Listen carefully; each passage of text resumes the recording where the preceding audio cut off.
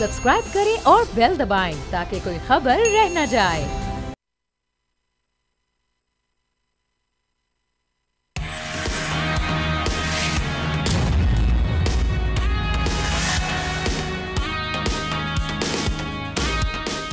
अस्सलाम वालेकुम नाजरीन, आप देख रहे हैं न्यूज़ पंच। मैं हूं Amna Khatana. DG ISPR lieutenant general Ahmed Sharif ने इंतहाई अहम प्रेस कॉन्फ्रेंस आज की, जिसमें उन्होंने एक मरतबा फिर वाजे कर दिया कि जो 9 मई के प्लानर्स हैं, मास्टरमाइंड्स हैं, उनको सजाओं तक इंसाफ का अमल मुकम्मल नहीं होगा। 26 नवंबर 2024 की साजिश 9 मई का तसलसल है, ये उन्होंने कहा आज की प्रेसर में। डीजी ISPR ने सवाल उठाया कि क्या हमारे शोहदा के खून की कोई कीमत नहीं। 2021 में दहशतगर्दों की कमर टूट चुकी थी, उन्हें बातचीत के नाम पर किसने दोबारा आबाद किया? इस जिद की कीमत खैबर पख्तूनख्वा अदा कर रहा है, वो ये कह रहे थे। साथ ही साथ उन्होंने ये बात भी की कि कुछ लोग सियासत के नाम पर जहरीले प्रोपेगेंडे से अवाम को गुमराह करते हैं। दहशतगर्दी पर सियासत और बयानियाँ ना बनाएं। और इसके अलावा जो अंदरूनी और बैरूनी चैलेंजेस, ख़ास तौर पे जो अफ़गानिस्तान के साथ हमारे सिक्योरिटी को लेकर पाकिस्तान के कंसर्न्स हैं, तहफ़्फ़ुज़ात हैं, उन पर भी उन्होंने आज बात की। इसके अलावा हम देख रहे हैं कि जो इस वक्त स्मगलिंग के मामलात हैं, मतलब मुख्तलिफ इशूज़ पे उन्होंने जो पाकिस्तान के अंदरूनी और बैरूनी चैलेंजेस हैं उन पर भी बात की आज। तो आज के प्रेसर से क्या स्ट्रॉन्ग किस्म का पैगाम गया है, वो चाहे अंदरूनी अनासर हों या बैरूनी अनासर हों, जो कि इस वक्त हम देख रहे हैं कि मुल्क में जो इस वक्त लॉ एंड ऑर्डर की सिचुएशन है, उसको ख़राब करने में जो मुलव्वस पाए जा रहे हैं, इस पर आज किस तरह का पैगाम गया है, इस पर बात करने के लिए हमारे साथ एहतशामुल हक साहब सीनियर, इनके साथ साथ हमें दिफाई तज्ज़ियाकार ब्रिगेडियर रिटायर्ड मसूद अहमद खान साहब ने भी ज्वाइन किया है। आप दोनों का बेहद शुक्रिया। एहतशाम साहब, आपसे आगाज़ कर रहे हैं। चीदा निकात अगर हम बात करें तो क्या हाईलाइट करना चाहेंगे? ख़ास तौर पे अफ़गानिस्तान इशू भी आजकल हम देख रहे हैं, इस पर भी बड़ी बातचीत हो रही है, और साथ ही साथ जो मिलिट्री कोर्ट्स की जानिब से जो सज़ाएँ सुनाई गई हैं, ये मौजूद बहस था 2-3 दिनों से। आज इस पर भी जवाब आ गया है। हमने मेरे ख्याल में बड़े स्ट्रॉन्ग 3 टेक अवेज़ हैं जो मैं समझ पाया हूँ, जिस पे हम बात कर सकते हैं, तबसरा भी कर सकते हैं और ये बता भी सकते हैं कि इस वक्त इसकी टाइमिंग क्यों इतनी इंपॉर्टेंट समझी जा रही थी कि जो DG ISPR की प्रेस कॉन्फ्रेंस की गई, ये इतना स्ट्रॉन्ग और इतनी कॉम्प्रिहेंसिव एक प्रेस कॉन्फ्रेंस में क्या मैसेज दिया गया, जैसा भी आप जिक्र कर रही थी, मुल्क के अंदर भी मुल्क के बाहर भी। देखिए, एक तो मुल्क के बाहर सबसे पहले जो हम दहशतगर्दी के हवाले से आमना बात कर लेते हैं, जिस अंदाज से आपने देखा पक्तिया में पाकिस्तान ने 2 दिन पहले जवाब दिया है, उस पर फ़ॉरेन ऑफिस अफ़गानिस्तान का कह रहा है जी गलत हुआ, ये हुआ, लेकिन ये सबको पता है कि ये 3000 जो हार्डन TTP के लोग हैं, जिनको बाकायदा तौर पे कुन्नर, उमरस्तान और कंधार में पनाह दी गई है, वही हमले करते हैं, यहाँ से चले जाते हैं और वो पनाहगाह बने हुए हैं। तो ये उनको बता दिया गया कि जी ये स्टेटस को का लफ्ज़ आमना उन्होंने यूज़ किया कि अब ये स्टेटस को नहीं चल सकता कि आप हमें कहते हैं कि जी हमारी मजबूरी है, हम इनको बहुत ज़्यादा कुछ कहेंगे तो ये जाके अलकायदा और दाइश से मिल जाएंगे। उन्होंने कहा जी nothing doing, enough is enough. ये 16 लोगों की शहादतें जो हुई हैं उसके बाद तो ये कहते हैं कोई एक्सेप्टेबिलिटी नहीं है। एक तो स्ट्रॉन्ग मैसेज चला गया और दूसरा ये कि जी आप देख लें कि हम अंदर घुस के भी मारेंगे और आइंदा भी करते रहेंगे। और मेरी इत्तला आमना ये है कि ये अब आखिरी दफ़ा जो है ना इसहाक डार साहब, हमारे deputy prime minister, foreign minister और जॉइंट अपने chief of staff, general staff, ये जाएंगे अभी चंद दिनों में, वो जाके स्ट्रॉन्ग मैसेज दे देंगे उनको कि भाई देखें अब हमने तय कर लिया है कि हमने ये काम नहीं होने देना। अब ये 3 साल से आप हमें लारा लगा रहे हैं। अफ़गानिस्तान में, अफ़गानिस्तान जाएंगे जी, अफ़गानिस्तान जाने की बात कर रहा हूँ, काबुल जाएंगे, कि ये 3 साल से आप कह रहे हैं जी अब बुरी हुकूमत है, हमारी मजबूरियाँ। उन्होंने कहा जी आपकी मजबूरियाँ सिर्फ हमारे लिए ही कि आप हमारे मुल्क में आके ये कार्रवाइयाँ करते हैं, उसके बाद फिर चले जाते हैं और आप उनको संभाल के रखा हुआ आपने। तो मेरा ख्याल हमने ये एक बड़ा स्ट्रॉन्ग मैसेज है। और फिर जो बात उन्होंने की थी इनडायरेक्ट और डायरेक्ट टॉक्स हम कर रहे हैं अफ़गानिस्तान के साथ भी। देखिए, मुझे पता है आमना इनडायरेक्ट टॉक्स जो है ना वो चाइना और जापान अपना सऊदी अरब के ज़रिए हो रही हैं।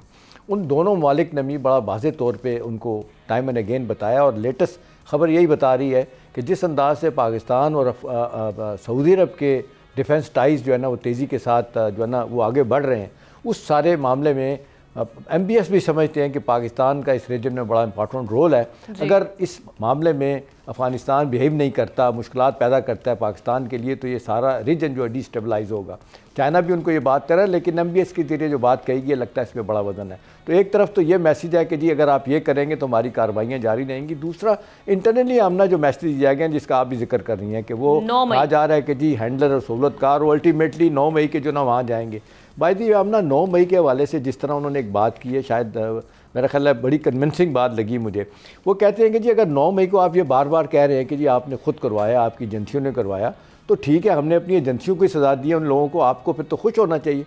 लेकिन असल बात नहीं है। असल बात यही है कि आपने इसको पहले कुछ और समझा था और आपने जिस अंदाज से 9 मई को पेश किया था, फ़तह मुबीन आपने इसको कहा था। हमने फ़तह मुबीन एक अरसा तक PTI के लोग कहते रहे, बाद में डिसोन किया, बयानियाँ सारी चीज़ें तब्दील की।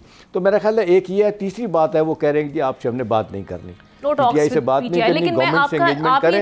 वहाँ से जो आपने आप हमारे शो में बारहा कह चुके हैं कि अगर कोई माफ़ी तलाफ़ी वाला मामला हो जाए तो शायद सुलह के कोई चांसेस हैं। अभी भी ये आप समझते हैं कि आपका तज्जिया बरकरार है कि अगर अभी भी कोई माफ़ी वाला बानी PTI की जानिब से और उनकी जमात की जानिब से कर दिया जाए तो फिर हालात बेहतर हो सकते हैं इनके लिए? ये दूसरी मरतबा एक किस्म की ऑलिव ब्रांच ऑफ़र की गई है उनको, या उनको पैगाम दिया गया।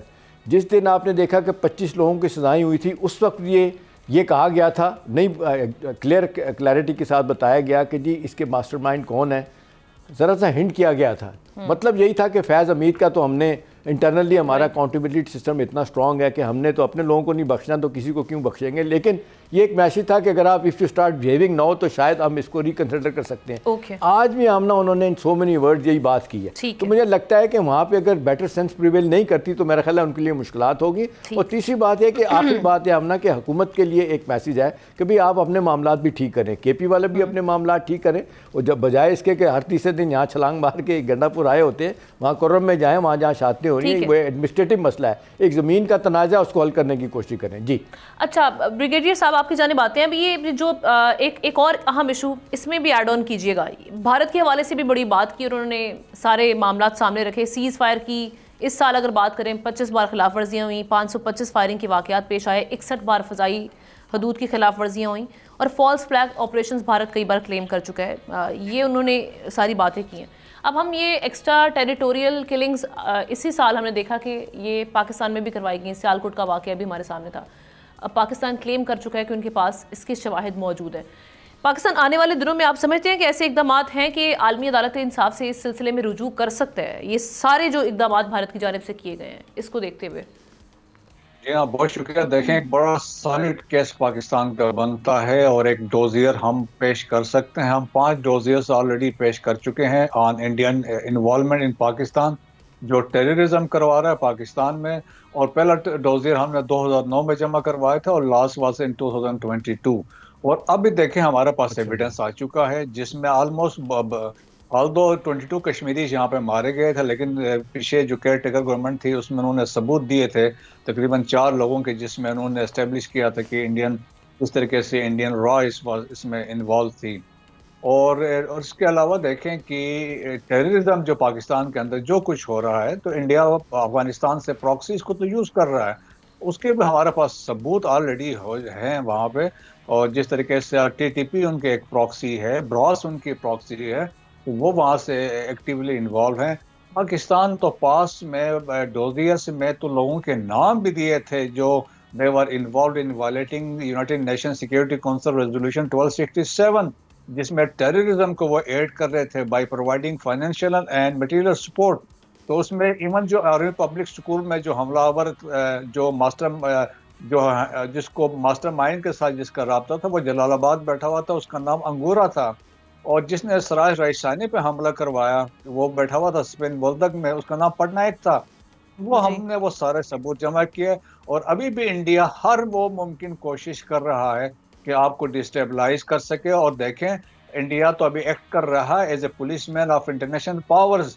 यहाँ पे जिस तरह चाइना की डेवलपमेंट यहाँ पाकिस्तान में CPEC चल रहा है, तो उसी को वो कंटेन करना चाहते हैं, चाइना को कंटेन करना चाहता है, गवादर की डेवलपमेंट नहीं चाहते। सो ये सारी एक्टिविटीज़ ये उसी तरफ इशारा करती है कि इंटरनेशनल कुव्वतें भी शामिल है, इंडिया भी शामिल है, इसमें अफगानिस्तान भी शामिल है जो फैसिलिटेट कर रहा है। सो इंटरनेशनल पावर्स जो हैं अफगानिस्तान और फितना उल खारिज को प्रॉक्सीज के तौर पे यूज़ कर रहे हैं, और अफगानिस्तान फितना उल खारिज और ब्रास को भी हमारे खिलाफ प्रॉक्सीज के तौर पे यूज़ कर रहा है। ठीक। एक और चीज़ ये जो भी हम देख रहे हैं, मिलिट्री ट्रायल के हवाले से भी बहुत सारी बातें पाई जा रही हैं। ऐसे खदशात भी हैं कि बानी PTI जो हैं उनको मिलिट्री ट्रायल के लिए आने वाले वक्तों में बहुत जल्द वो वहाँ पर होंगे।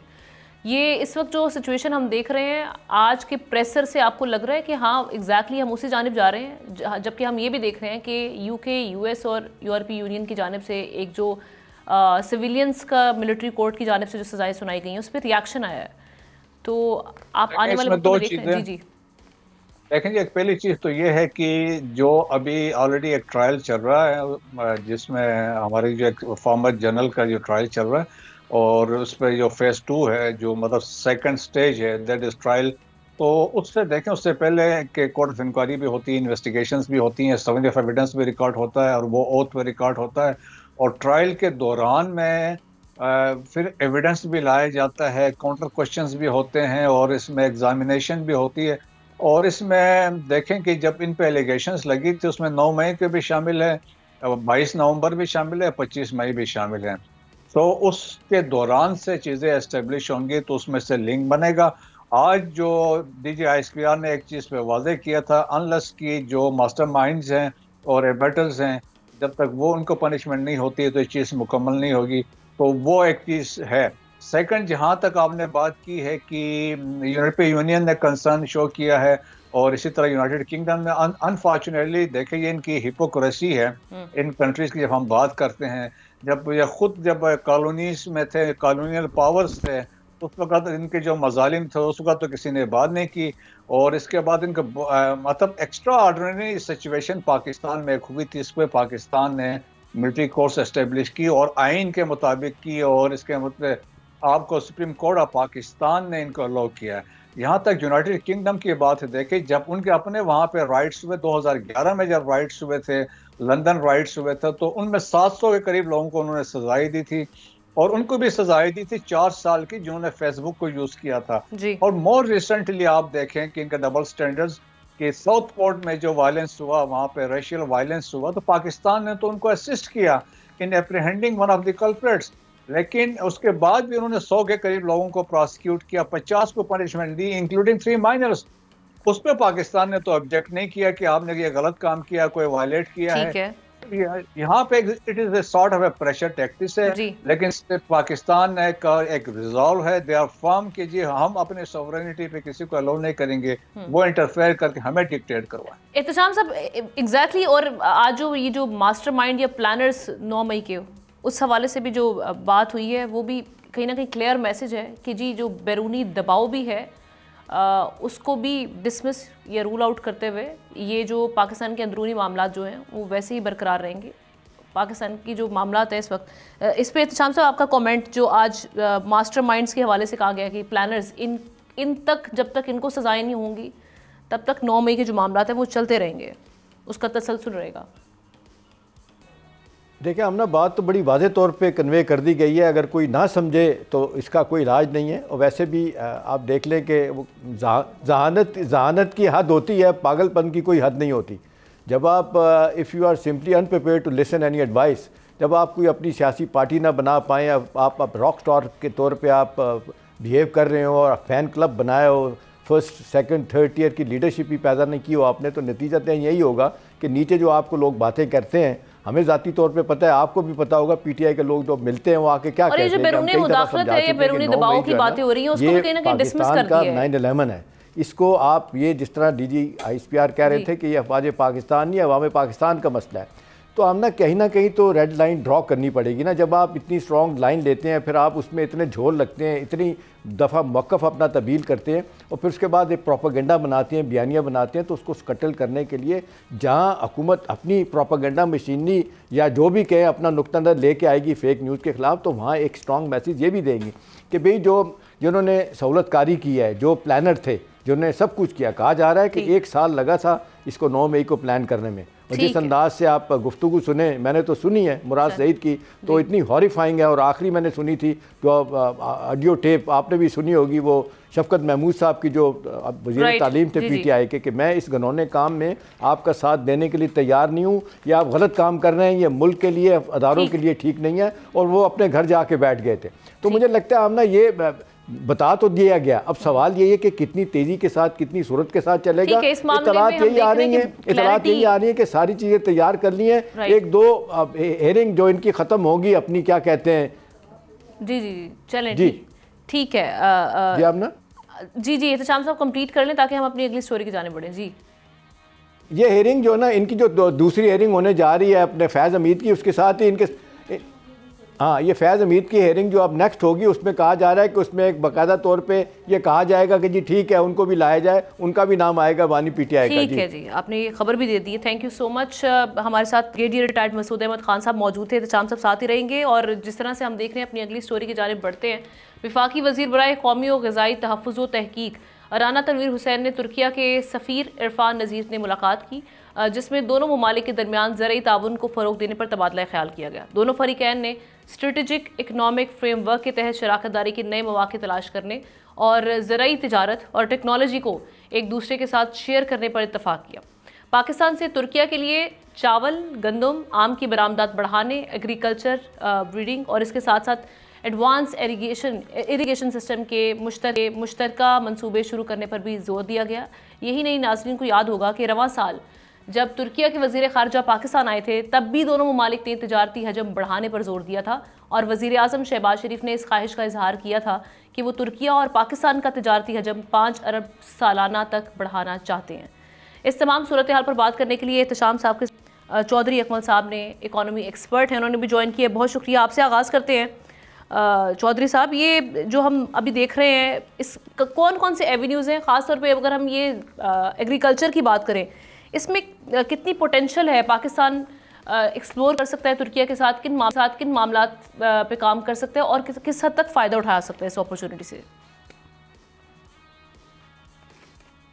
और तुर्किया की जो एक्सपोर्ट्स और इंपोर्ट्स है, ये जो ट्रेड का वॉल्यूम है वो कोई 2023 तक इतना ज़्यादा नहीं था। अगर मैं बात करूं 2023 की, तो जो इंपोर्ट्स हैं तुर्किया को, पाकिस्तान ने जो की हैं इंपोर्ट्स तुर्किया से, वो तकरीबन 251 मिलियन डॉलर के करीब हैं। 2022 में ये 463 मिलियन डॉलर के करीब थी। 2021 में 533। तो इंपोर्ट्स जो हैं वो तुर्किया से हमारी बतदरीज कम हो रही हैं और कितना कोई अच्छा कोई हेल्दी किस्म का फिगर भी नहीं है। दूसरी तरफ अगर हम एक्सपोर्ट्स की बात करें तो 2023 में जो है वो 352 मिलियन टोटल जो है वो हमने एक्सपोर्ट की थी तुर्किया को। इसी तरह 2022 में 345 मिलियन। तो ये 322, 345 तो बहुत ही, आप समझिए कि हमारा ये टोटल, जहां हमारी अगर एक्सपोर्ट्स 30 बिलियन डॉलर को टच करती हैं तो उसमें ये 250, 300, 350 मिलियन ना होने के बराबर है। और इससे इस चीज़ का हम अंदाज़ा लगा सकते हैं कि पाकिस्तान और तुर्की में किस हद तक जो है वो हम एक्सट्रीम पे लेके जा सकते हैं अपनी इस ट्रेड को। हमने जो सबसे ज़्यादा एक्सपोर्ट हमने अब तक जो की है उसमें कॉटन है। 2023 में तकरीबन 153 मिलियन रुपीज़ की। इसके अलावा बाकी सारी छोटी छोटी प्रोडक्ट्स हैं, कोई 20 मिलियन, 22 मिलियन लीड है, आर्टिकल्स हैं, टेक्सटाइल है, ऑयल सीड्स, रबड़। तो इस टाइप की चीज़ें जो है वो पाकिस्तान को एक्सपोर्ट पाकिस्तान ने की हैं। अब आज बात जहाँ तक है कि हमारे पास स्कोप बहुत ज़्यादा है, ख़ास तौर पे राइस। पाकिस्तान जो है वो अच्छा एक्सपोर्टर है राइस का। इंडिया ऑल्दो हमें टफ टाइम दे रहा है, लेकिन हम राइस जो है वो तुर्किया को एक्सपोर्ट कर सकते हैं। इसके अलावा कॉटन जो एग्जिस्टिंग हमारा उसमें है, मज़ीद जो है वो इसको हम कॉटन को बढ़ा सकते हैं। तुर्किया से अगर हम बात करें तो वहाँ से टेक्नोलॉजी हम जो है वो इम्पोर्ट कर सकते हैं। या इसी तरीके से जो हमारा इरिगेशन का सिस्टम, राइटली बताया गया कि इरिगेशन का सिस्टम हमारे यहाँ पे बड़ा लैकिंग है, जिसकी वजह से हमारी जो एग्रीकल्चर प्रोडक्शन है वो अप टू द मार्क नहीं है। तो उसमें हम तुर्किया से बहुत हद तक हेल्प ले सकते हैं। तो ओवरऑल अगर मैं इसको समराइज करूं तो हम जो है वो तुर्किया से अपनी ट्रेड को बासानी तकरीबन 1 बिलियन तक इंपोर्ट और एक्सपोर्ट्स को लेके जा सकते हैं। राइस, आम, मैंगो जो हमारे हैं, कॉटन है, इवन वीट है। तो ये सारी चीजें एग्रीकल्चर प्रोडक्ट्स जो हैं वो हम तुर्किया को एक्सपोर्ट कर सकते हैं। ठीक है। एहतशाम साहब, आपका इस पे क्विक टेक, हम इससे अभी तक म्यूचुअली फ़ायदा क्यों नहीं उठा सके दोनों ममालिक? अब इसको इन्हांस कैसे किया जाएगा और बैरियर्स क्या देख रहे हैं आप क्विकली? देखिए, हम ना जिस तरीके से टर्की के साथ हमारे सफारती तौर पे, इक़्तिसादी तौर पे इतने अच्छे ताल्लुकात हैं, लेकिन सफारती और सियासी तौर पे उस तरह से इक़्तिसादी ताल्लुकात हमारे नहीं हैं। लेकिन जो सबसे बड़ी हर्डल इस वक्त पेश आ रही है ना, वो टर्की के बड़े रेगुलेशंस हैं, बड़े स्ट्रॉन्ग किस्म के, और उनकी ड्यूटीज़ हैं, जिसकी वजह से हमारा अभी तक उनके साथ डिसएग्रीमेंट्स हो रहा है कि भी क्या किया जाए। अब ये बातचीत हो रही है वो ये है कि जी किस तरीके से फ्री ट्रेड एग्रीमेंट दोनों मुल्कों के दरमियान हो जाए और उसके बाद जो है ना हमारी ट्रेड का वॉल्यूम भी बढ़ सकता है और एग्रीकल्चर इरिगेशन के हवाले से हम उनकी एक्सपर्टीज ले सकते हैं। ट्रांसफर टेक्नोलॉजी की बात हो रही है, अब ये किस हद तक हो पाएगी ये बड़ा इंपॉर्टेंट नुकता है। दूसरी बात यह है कि इनका जो एग्रीकल्चर का पोटेंशियल उन्होंने भी हमारा देख लिया कि बहुत ज़्यादा है, तो वो चाहते हैं कि यहाँ से चीज़ें आएँ और यहाँ से बन के उनके मुल्क में जाएँ, लेकिन मसला वही है कि ड्यूटीज़ को क्या नरम करेंगे और ये डिसएग्रीमेंट जो बहुत ज़्यादा हमारा उनके साथ ख़त्म होगा, इस हवाले से देखना है। और ख़ास तौर पे हम ना टेक्सटाइल के मामले में बहुत कंपटीशन है हमारा, वो भी बेशुमार इस तरह की चीज़ें बनाते हैं, हमारी बहुत अच्छी चीज़ें हैं जो हम जा सकती हैं और अच्छा खासा वहाँ पे अपनी जगह बना सकती हैं। लेकिन सवाल यही है कि आज तक तो नहीं हुआ, अब आइंदा आने वाले दिनों में ये एक फ़ैसला तो किया गया कि मिल के बैठ के हम करेंगे और ये विन विन सिचुएशन क्रिएट की जाएगी कि जो पाकिस्तान आसानी के साथ चीज़ें बेच सकता है, जिसमें फ्रूट्स एंड वेजिटेबल बहुत ज़्यादा है, ठीक है ना, वो कर सकते हैं और वहाँ से जो चीज़ें आ सकती हैं बड़ी अच्छी आ सकती हैं पाकिस्तान में, पाकिस्तान के लिए तैयार है। ऑलिव्स की बड़ी बात होती है, इसके बाद अलावा और बहुत सारी चीज़ें हैं। तो मेरा ख्याल है कि अब देखना यही कि इस हवाले से किस हद तक टर्की कंसीड करता है ताकि एक जल्दी से जल्द फ्री ट्रेड एग्रीमेंट हो, ताकि दोनों की मसनूआत एक दूसरों के मुल्कों में जाएं। और ये जो हम देख रहे हैं ट्रेड डेफिसिट है, ये तवाज़न जो उनके हक़ में है अपना तिजारत का, वो किसी हद तक पाकिस्तान के हक़ में हो सके या कम से कम बराबर हो सके। जी ठीक है, बहुत शुक्रिया एहतशामुल हक साहब भी, चौधरी अकमल साहब ने इस सेगमेंट दिया। नाज़रीन एक ब्रेक लेते हैं, ब्रेक के बाद वापस आते हैं, दीगर अहम स्टोरीज उन पर बात करेंगे।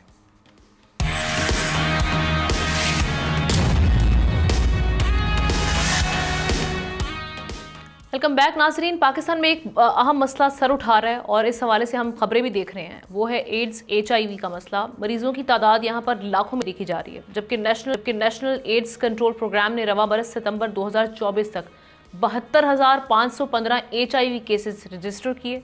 साथ ही रवा बरस मुल्तान के निश्तर हॉस्पिटल में इंतहाई तशवीशनाक वाक़या भी पेश आया।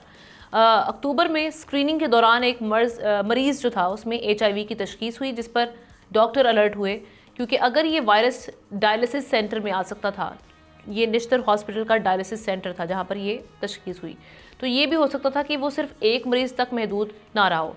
और फिर वही हुआ जिसका डर था, यानी 20 से ज़ायद मरीज़ों में एड्स की तस्दीक हुई।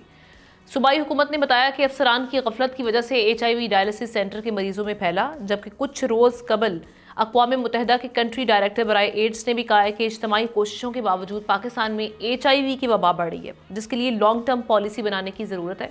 पाकिस्तान में एड्स के हवाले से अवामी आगाही की कमी है। उलमा एड्स की रोकथाम से मुतालिक आगाही के लिए मस्बत किरदार अदा कर सकते हैं। इस तमाम सूरत हाल पर बात करने के लिए हमारे साथ health expert professor doctor Saeed Khan ने हमें ज्वाइन किया। बहुत शुक्रिया वक्त देने के लिए। सर, सबसे पहले तो हम समझने की ये कोशिश करेंगे, जो मैं देख रही थी इस हवाले से कि HIV और एड्स हम इन दोनों को मिक्स कर देते हैं, इसमें डिफरेंस भी बताइएगा, साथ ही साथ ये कहिएगा HIV की जो अलामात हैं वो बेसिकली है क्या? जी अस्सलाम वालेकुम, बहुत बहुत शुक्रिया आप अपने प्रोग्राम में मदऊ करने के लिए इस अहम मौजू पे। HIV जिस तरह लफ्ज़ से ज़ाहिर है, HIV जो है ये एक वायरस है और एड्स जो है इसकी बीमारी है। जो बीमारी का नाम है वो एड्स कहलाता है। जो वायरल इन्फेक्शन है, ह्यूमन इम्यूनो डिफिशिएंसी वायरस, इसकी वजह से एड्स की बीमारी होती है। लेकिन ये इन्फेक्शन जब होता है उसमें और जब एड्स की अलामात ज़ाहिर होती है, इसमें कई साल लगते हैं। तो एड्स जो है ये आउटकम है इन्फेक्शन HIV का। तो इसको हम अलग अलग हमें देखना चाहिए कि फौरी तौर पे जब इन्फेक्शन होता है या ये वायरस जिस्म में दाखिल होता है तो हम इसको कहते हैं कि HIV इन्फेक्शन हो गया। और फिर जब अलामात ज़ाहिर होती हैं, जो जिस्म के मुदाफ़ती निज़ाम काफ़ी हद तक मफलूज हो जाता है और जिस्म बाकी बीमारियों जो है वो जल्दी उसमें फिर वो बीमारियां होती हैं बाकी, जिसको हम अपॉर्चुनिस्टिक इन्फेक्शन कहते हैं, तो वो एड्स की जो है। अभी होता कैसे है HIV, कैसे फैलता है? और दूसरी चीज़, क्योंकि हमने अवेयरनेस देनी है अपने देखने वालों को भी, और पाकिस्तान में इस वक्त जो मामला हैं वो बड़ी तशवीशनाक हैं। अभी फैलता कैसे है और उसके बाद पता कैसे चलेगा कि HIV आप में ट्रांसफ़र हो गया या ट्रेवल कर गया? जिस तरह मैंने बताया कि ये एक वायरल इन्फेक्शन है। अब ये वायरस जिस्म में मुख्तलिफ तरीक़ों से दाखिल हो सकता है। हमारी सोसाइटी में कुछ गलतफहमियाँ हैं जिसकी वजह से ये बीमारी ज़्यादा तेज़ी से फैलती है। हमारे यहाँ सिर्फ मशहूर है कि ये जिनसी ताल्लुक़ के ज़रिए फैलता है। तो ये जिनसी ताल्लुक़ के ज़रिए फैलना इसका बिल्कुल ये है, लेकिन ये एक वाहिद ज़रिया नहीं है। और भी ज़राए हैं जिसके ज़रिए बीमारी फैलती है। मतलब ये खून के इंतकाल से, आलूदा सिरिंज इस्तेमाल से, जिनसी ताल्लुक़ से, अनसेफ जिनसी ताल्लुक़ से ये फैल सकता है। माँ से बच्चे में भी ये मुतासिरा माँ से ये बच्चे भी मुंतकिल हो सकता है। तो ये इसको हम वर्टिकल ट्रांसमिशन कहते हैं। बेसिकली ये बॉडी फ्लूइड्स हैं जिसके थ्रू, बॉडी फ्लूइड्स, खून और बॉडी फ्लूइड से ये फैलता है। और ज़्यादा जो पाकिस्तान में ज़्यादातर ट्रांसमिशन, इसका जो रिसर्च हमने किया है, ये जो इंजेक्टिंग ड्रग यूज़र है, जो लोग इंजेक्शन यूज़ करते हैं, जिसको हम आम अल्फाज में हेरोइनची, या वो लोग जो ड्रग्स लेते हैं, वो इन इंजेक्शन के ज़रिए ये अपने जिस्म में दाखिल करते हैं और वो दूसरी एक्टिविटीज़ या सेक्सुअल एक्टिविटी में इन्वॉल्व होते हैं। जब उनके कोहॉर्ट में ये वायरस आता है तो वो ये इंजेक्शन शेयर करते हैं। जब ये इंजेक्शन शेयर करते हैं, ये वायरस भी उस कम्युनिटी में फैल जाता है। तो इंजेक्टिंग ड्रग यूजर्स में ये बड़े पैमाने पे इस वक्त मौजूद है। और जिस तरह वाज़ेह अलामात क्या हैं बेसिकली जिनसे पता चल सके कि आपको HIV, जिसके बाद हमें फौरन टेस्टिंग की जानिब जाना चाहिए? टेस्टिंग यूजुअली जो इनिशियल अलामात, इस तरह मैंने बताया कि ये जब वायरस जिस्म के अंदर दाखिल होता है तो ये कोई बहुत ज़्यादा नुमाया HIV वाले अलामात ज़ाहिर नहीं करता। ये आम अलामात होते हैं जो दूसरे वायरसेस की तरह हो सकते हैं। तो ये उसमें मिस भी हो सकता है। कुछ लोग बुखार, नज़ला हो गया, खांसी, ये वाली बुखार हो सकता है, वीकनेसेस हो सकती है, और तो ये उसमें मिस हो सकता है। तो इसलिए रूटीन एक स्क्रीनिंग अपनी करनी चाहिए। और जब एड्स की अलामत ज़ाहिर होती है तब तक बहुत देर हो चुकी होती है। जो जिसको हम एड्स के अलामत के, जिसमें जो है जिस्म में जो खलियात के वाइट ब्लड सेल्स है, एड्स तो आपने बताया ना कि वो नेक्स्ट स्टेज है और उसको होते हुए कुछ टाइम लगेगा। अब HIV को अगर हम उसी वक्त जब ये ट्रेस हो जाए तो उसको उसी वक्त क्योर किया जा सकता है। अब इसकी जो ट्रेसिंग है वो कैसे की जाती है, उसके लिए प्रोसीजर क्या है, पाकिस्तान में क्या इंतजामात हैं उसके, मैं ये जानना चाहूँगी थोड़ा सा। बिल्कुल, ये हम ये सजेस्ट करते हैं कि इंसान को अपने जो खून का चेकअप साल में कम से कम एक बार लाजमी करना चाहिए, जिसको हम कहते हैं कि आपने वैसे चेकअप करना है, ताकि बहुत सारी बीमारियों का पता चल जाता है। या जब आप ब्लड देना को हम इनकरेज करके आप ब्लड डोनेशन दें, जब ब्लड आप डोनेट करते हैं तो उसमें भी टेस्टिंग होती है और पता चल जाता है कि खुदा न खास्ता जो बंदा ब्लड दे रहा है उसको खुद कोई बीमारी तो नहीं है। तो बाकायदा स्क्रीनिंग गाहे बगाहे करनी चाहिए, साल में एक बार या मौका जब भी मिले तो स्क्रीनिंग करनी चाहिए, क्योंकि उसमें ये पता चल जाता है कि ऐसी बीमारियां जो कि अलामात से ज़ाहिर तो फौरी तौर पे नहीं होती, लेकिन वक्त से पहले अगर उसका पता चल जाए तो उसका बरवक्त जो है इलाज भी मुमकिन है, और वो दूसरी जगह दूसरे लोगों में फैलता भी नहीं है। क्योंकि अच्छा, ये जो आपने ब्लड की बात की है ना, यहाँ पे मैं ये भी ऐड ऑन करना चाहूँगी। अभी ये जो निश्तर हॉस्पिटल मुल्तान, जिसके डायलिसिस सेंटर में ये केसेस सामने आए हैं, उसकी इंतज़ामिया की जानिब से भी ये कहा गया था कि हम तो सेफली ये जो प्रोसीजर है उसको कर रहे हैं, लेकिन हो सकता है कि वहाँ पे जो मरीज़ थे, जब यहाँ पर ब्लड डोनर्स कम पड़ जाते हैं तो वो फिर बाहर जो प्राइवेट लैब्स हैं उनका रुख करते हैं। मे बी वहाँ पे जो प्रोसीजर है वो सेफ़ ना हो और वहाँ से ये ट्रांसफ़र हुआ हो। हाँ, ये इसमें दूसरी अहम बात है कि जो ब्लड चेक करने का तरीका क्या है। उसमें कई तरीके राइज हैं। पाकिस्तान में उमूमन जो कम सेंसिटिव तरीका है उसके ज़रिए चेक किया जाता है। अभी दुनिया भर में नेट टेस्टिंग जिसको कहते हैं कि आप न्यूक्लिक एसिड टेस्ट करते हैं, जो बहुत ज़्यादा सेंसिटिव है कि वो अगर एक दो वायरसेस भी ब्लड में है तो वो पता चल जाता है। जबकि जो दूसरा तरीका है जो ज़्यादातर आम है पाकिस्तान में इस वक्त, वो इलाइजा वाला टेक्निक है। तो उससे बेहतर है कि हम नेट टेस्टिंग पे कन्वर्ट हो, ताकि अगर कम तादाद में वायरस मौजूद है जो कि बाद में बढ़ भी जाएंगे, लेकिन उस वक्त ब्लड डोनेशन के वक्त अगर वो तशखीस न हो पाए तो खुदा न खास्ता वो आलूदा जो खून है वो दूसरे मरीज में वो मुंतकिल किया जा सकता है और उसके ज़रिए वायरस फैल सकता है।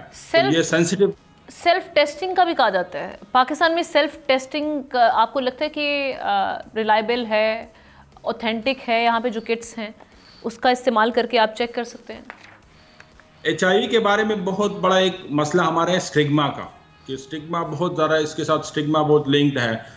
तो सेल्फ टेस्टिंग इसका काफ़ी हद तक मदावा कर सकती है कि लोग अपनी प्राइवेसी रख के अब चेक कर सकते हैं, लेकिन उसका नुकसान ये है कि जो सेल्फ टेस्टिंग है वो बहुत ज़्यादा सेंसिटिव मेथड नहीं है, उससे ये मिस हो सकता है, उसमें चांसेस है कि ये मिस हो, डिटेक्शन सही ना हो, डिटेक्शन जो सिस्टम है, सेल्फ टेस्टिंग यूजुअली वो होता है जो प्रेगनेंसी टाइप टेस्टिंग होती है, उसी स्टेप पे ये टेस्टिंग होती है। तो डॉक्टर साहब, अब मसला ये आ गया कि हमने डिटेक्ट कर लिया, आपको मालूम हो गया कि HIV एक इंसान में ट्रांसफ़र हो चुका है। अब उस वायरस का ट्रीटमेंट करना बड़ा लाजिम है, चूँकि आप वही कह रहे हैं कि वो बड़ी क्रोनिक स्टेज है जहाँ पर एड्स तक जाते हैं, और उसके बाद तो वो फिर ये भी कहा जाता है कि एड्स जो है वो फिर लाइलाज है, उसमें लाइफ एक्सपेक्टेंसी भी आपकी कम है। अब HIV को कंट्रोल या इसको कैसे रोका जा सकता है कि ये आगे आपके पार्टनर तक या आपके इर्द गिर्द जो लोग मौजूद हैं उनमें ट्रांसफ़र ना हो, इसकी क्योर और ट्रीटमेंट के हवाले से भी बताइएगा।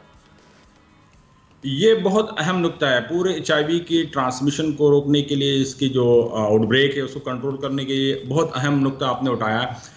इसमें दो चीज़ें बहुत इंपॉर्टेंट है। एक तो ये जो बात मैंने बताई कि स्टिग्मा खत्म हो, या उसको हम कहते हैं स्टिग्मा रिडक्शन, उस पर काम हो, जो कि एक बंदे का काम नहीं, उसमें पूरी सोसाइटी इन्वॉल्व होनी चाहिए कि खुदा न खास्ता किसी को अगर HIV एड्स होता है तो ये कोई अजाब उसको डिक्लेयर नहीं करना चाहिए, किसी बीमारी का या किसी गुनाह का आउटकम उसको नहीं डिक्लेयर करना चाहिए।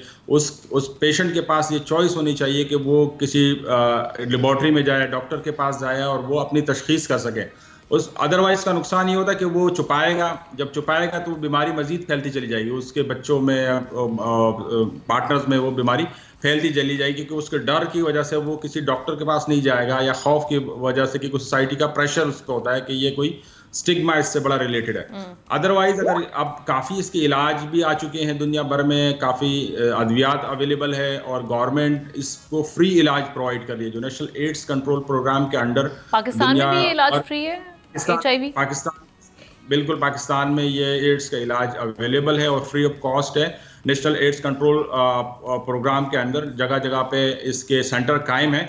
अब यह कि वहाँ तक रसाई कैसे मुमकिन बनाई जा सके, क्योंकि वहाँ जाना एक स्टिग्मा से बड़ा लिंक है, लोग वहाँ जाने में हिचकिचाहट महसूस करते हैं, फिर उनको तशखीस में मसले मसाइल होते हैं। तो इस पे हमारी जो सोसाइटी का बड़ा रोल है कि जो हम कहते हैं कि अवेयरनेस हो, स्टिग्मा को तोड़ा जाए। लोग जो एतराज बरतते हैं कि HIV शायद उनको लोग जज करेंगे, उनके कैरेक्टर को लेकर जज करेंगे, ये आई थिंक तोड़ने की ज़रूरत है। चूँकि मैं ये भी देख रही थी कि 2019 में भी पाकिस्तान का जो सिंध में, ख़ास तौर पर अंदरून सिंध में, वहाँ पर कई केसेस रिपोर्ट हुए थे, और वो भी ये कहा जा रहा था कि वहाँ पे जो डॉक्टर्स हैं जिन्होंने खुद साख्ता डॉक्टर्स बने हुए हैं, उन्होंने क्लिनिक्स खोले हुए हैं, तो उनकी नेग्लिजेंस की वजह से कई बच्चों में ट्रांसफ़र हो गया था HIV। तो इस स्टिग्मा को भी मैं तो जी ये बिल्कुल अहम बात है, क्योंकि उस बच्चों का क्या कसूर है, उनका तो आप कैरेक्टर से कोई लिंक नहीं कर सकते। तो इसलिए हम इसको एज अ बीमारी लेना चाहिए, हमें बीमारी के तदारुक पे काम करना चाहिए, मरीज़ को हमें नफरत के नज़र से नहीं देखना चाहिए, और मरीज़ को हेल्प करना चाहिए, क्योंकि ये बीमारी सोसाइटी में फैलती चली जाएगी, ये मुख्तलिफ ज़राए से फिर जो जनरल पब्लिक है उसमें भी आ जाएगी। तो इस पे हमें जो रिलीजियस लीडर हैं, जो हमारे मौलवी हजरात हैं या हमारे पॉलिसी मेकर्स हैं, उनका भी अहम रोल है कि इस पे बात करें, और उसका जो रीज़न है वो डिस्कस हम करें, जो साइंटिस्ट है, रिसर्चर है, वो उस पर काम करें, मीडिया पे इस पर खुल के बात हो, और उसमें ये तदारुक के लिए सब लोग अहम रोल प्ले करें कि अगर बीमारी है तो उसका इलाज भी मुमकिन है।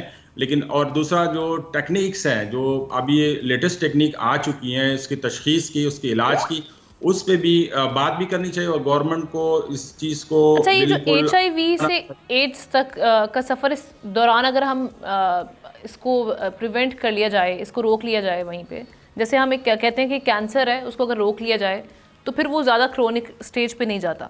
इसी तरह अगर HIV को रोक लिया जाए तो फिर एक मैरिड इंसान अपनी नॉर्मल लाइफ, अज़दवाजी ज़िंदगी गुजार सकता है HIV के साथ रहते हुए। बिल्कुल, अब ये बिल्कुल इस पर अद्वियात ऐसे आ गई है कि अगर वो बर वक्त तशखीस करें, वो इलाज करें, तो ये बिल्कुल अपनी ज़िंदगी भी गुजार सकता है, और ये बीमारी मज़ीद आगे भी नहीं फैलती। HIV बेसिकली क्या करता है कि ये जो CD4 सेल है या वाइट सेल्स है, उसको ख़त्म करता चला जाता है। तो वो इसकी जब तादाद 200 तक आ जाती है, मज़ीद घट जाती है, तो उसको हम फिर एड्स का कहते हैं। तो अगर हम उससे पहले इसको पकड़ लें और इसकी ट्रीटमेंट बाकायदा शुरू कर लें, तो ये वायरल लोड को बिल्कुल ज़ीरो रखा जा सकता है, और वो बंदा अपनी नॉर्मल लाइफ गुजार सकता है। लेकिन इसके लिए ज़रूरी कि उसकी बर वक्त तशखीस हो, बर वक्त इलाज हो, और डिजीज़ की मॉनिटरिंग, क्योंकि इसका इलाज काफ़ी लंबा होता है, तो ये 1-2 बार गोली लेने से काम नहीं बनेगा। वो जो ट्रीटमेंट सेंटर्स है वहाँ बाकायदा फॉलोअप होना चाहिए, और बाकी सबकी स्क्रीनिंग भी होनी चाहिए कि खुदा न खास्ता किसी और को तो ये घर में बीमारी नहीं है, आसपास सर्कल में बीमारी तो नहीं है, तो सर्वेलेंस नॉर्मल कि आप जब अपना ब्लड टेस्ट करवाते हैं तो उसमें अगर ये भी ऐड ऑन करवाते तो इसमें कोई वो एतराज़ नहीं बरतना चाहिए, हमें ये अवेयर करने की ज़रूरत है। अच्छा, HIV के हवाले से ये बताइएगा, एक शख्स अगर उसमें HIV है तो उसकी लाइफ एक्सपेक्टेंसी क्या हो सकती है, क्योंकि ये भी बहुत सारे हम देख रहे हैं स्टिग्मास इससे जुड़े हुए हैं कि लोग कहते हैं कि जी लाइफ एक्सपेक्टेंसी कम हो जाएगी, या ऐसे लोगों को बड़ा अछूत समझा जाता है, उनसे दूरी इख्तियार की जाती है। एड्स में और HIV में इनकी लाइफ एक्सपेक्टेंसी में ज़रा बताइएगा।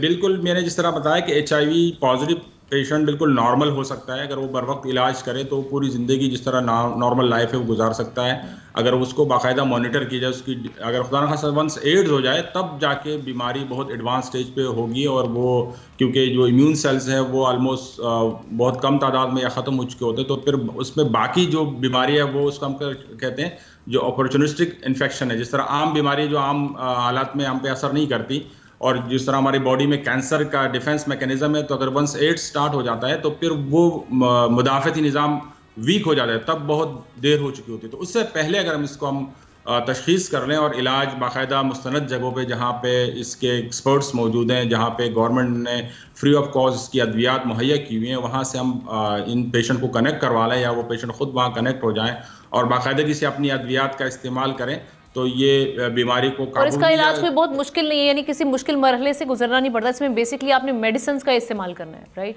बिल्कुल, इसमें गोलियां जो है डॉक्टर के मशवरे पे वो अद्वियात लेनी है, गोलियां टैबलेट्स हैं वो मुजवज़ा तादाद में लेनी है बाकायदगी से, और वो इस्तेमाल करनी चाहिए। तो ये बिल्कुल इसमें कोई प्रोसेस नहीं है। Thank you so much. Doctor Saeed Khan साहब मौजूद थे, एक बड़े अहम मामले पर बात कर रहे थे, और हमें लोगों को एजुकेट करने की ज़रूरत है कि जो मसला सर उठा रहा है, जिसके बारे में अवेयरनेस की कमी की वजह से हम देख रहे हैं और नेग्लिजेंस की वजह से देख रहे हैं, अगर हम अवेयरनेस क्रिएट करेंगे लोगों में तो तभी ये मसले को हम रोक सकते हैं।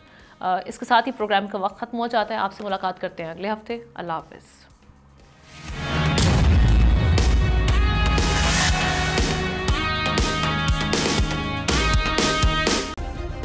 सब्सक्राइब करें और बेल दबाएं ताकि कोई खबर रह न जाए।